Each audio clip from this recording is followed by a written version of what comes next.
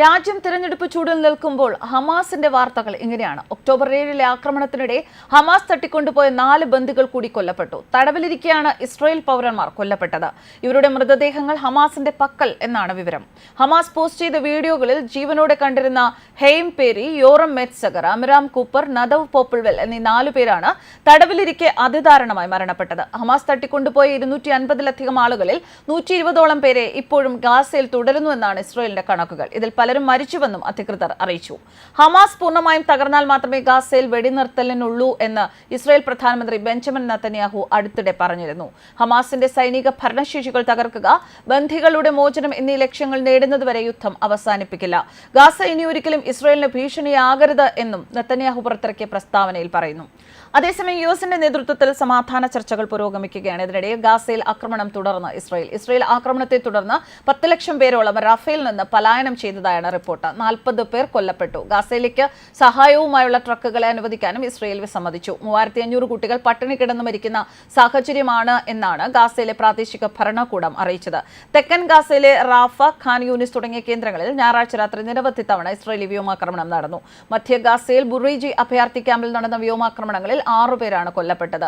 Nuseirat camp, us സവായദ് എന്നിവിടങ്ങളിൽ നടന്ന ആക്രമണങ്ങളിൽ യഥാക്രമം 4, 7 വീതമാണ് മരണസംഖ്യ. വടക്കൻ ഗാസയിലെ ജബാലിയയിൽ ഇസ്രായേൽ സേനയെ പിൻവലിച്ചതിനു ശേഷവും മൃതദേഹങ്ങൾ വീണ്ടെടുക്കാനുള്ള ശ്രമങ്ങൾ തുടരുകയാണെന്ന് സിവിൽ ഡിഫൻസ് ജീവനക്കാർ പറഞ്ഞു. പ്രദേശത്തിന്റെ ഭൂരിഭാഗവും നശിപ്പിക്കപ്പെട്ടു. 20 ദിവസത്തെ സൈനിക നടപടിക്ക് ശേഷം ഡസൻ കണക്കിന് മൃതദേഹങ്ങളാണ് കണ്ടെടുത്തത്. ഒക്ടോബർ 7 ഇസ്രായേലിൽ ഹമാസ് നടത്തിയ ആക്രമണത്തെ തുടർന്നാണ് നിലവിലെ സംഘർഷം പൊട്ടിപ്പുറപ്പെട്ടത്. ഗാസയിൽ ഇസ്രായേൽ നടത്തിയ തിരിച്ചടിയിൽ 36,479 പലസ്തീനികൾ കൊല്ലപ്പെട്ടു. 82,000-ലധികം പേർക്ക് പരിക്കേറ്റു. ആയിരക്കണക്കിന് ആളുകളെയാണ് കാണാതായത്. സമാധാന ശ്രമങ്ങളുടെ ഭാഗമായി യുഎസ് പ്രസിഡന്റ് ജോ ബൈഡൻ കഴിഞ്ഞ ആഴ്ച 3 ഘട്ട പദ്ധതി പ്രഖ്യാപിച്ചിരുന്നു. തടവുകാരുടെ കൈമാറ്റം, ഗാസയിൽ നിന്ന് ഇസ്രായേലി സേനയെ ഒഴിപ്പിക്കൽ, ഗാസയുടെ പുനർനിർമ്മാണം എന്നിവയാണ് ബൈഡന്റെ 3 പദ്ധതി ഹമാസ് അംഗീകരിക്കുകയാണെങ്കിൽ ഇസ്രായേലും അംഗീകരിക്കുമെന്നാണ് പ്രതീക്ഷയെന്ന് വൈറ്റ് ഹൌസ് വൃത്തങ്ങൾ പ്രതികരിച്ചിരുന്നു.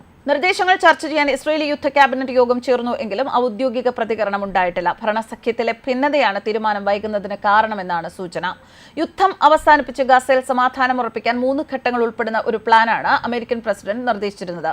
ഗാസയിലെ ജനവാസ മേഖലകളിൽ നിന്ന് ഇസ്രായേൽ സൈന്യം പിൻവാങ്ങുന്ന 6 ആഴ്ചത്തെ വെടിനിർത്തൽ കരാർ നടപ്പാക്കുകയാണ് പദ്ധതിയുടെ ആദ്യഘട്ടം. ഇസ്രായേലി തടവുകാരുടെയും പലസ്തീനിയൻ തടവുകാരുടെയും കൈമാറ്റം, ഗാസ മുനമ്പിൽ പട്ടിണിയിൽ വലയുന്നവർക്കും ഇസ്രായേൽ ആക്രമണത്തിൽ പരിക്കേറ്റ 82,000-ലധികം പേർക്കും മാനുഷിക സഹായം തുടങ്ങിയവയും ആദ്യഘട്ടത്തിൽ നടപ്പാക്കും.